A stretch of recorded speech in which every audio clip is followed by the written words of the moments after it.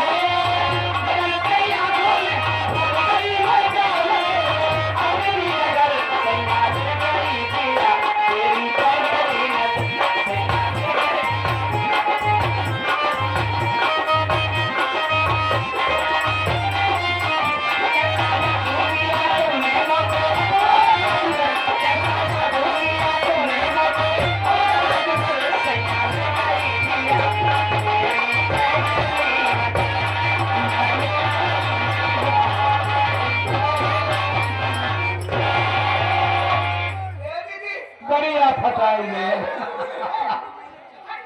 ये हमारा बीडीसी साहब। क्या करोगे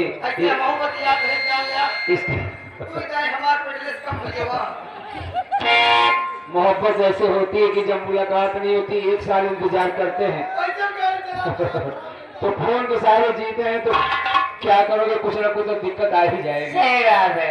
फिर भी इसलिए क्या कहना है बहुत गर्म है। हाँ वही है। हाँ मेरे दिल में समा जाओ, अब क्या होगा तुम कहोगी जुल्म होगा।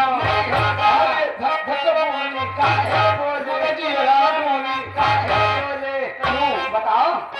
अरे बताओ भाई, क्योंकि जब मुझसे चाहा किया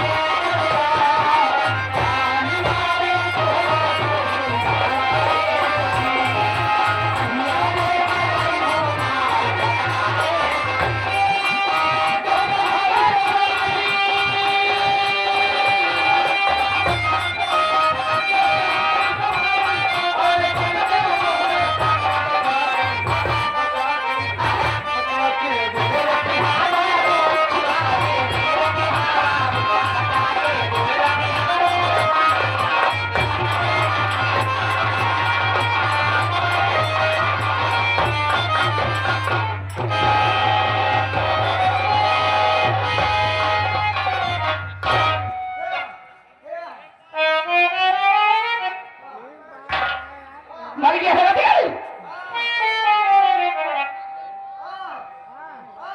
कहा है जगह रो जब तो नहीं बोल तो हाथ का पकड़ ले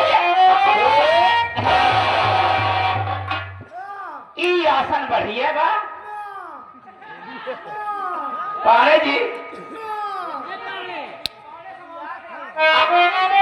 अब कहे ना करता है खड़ा जा आराम से।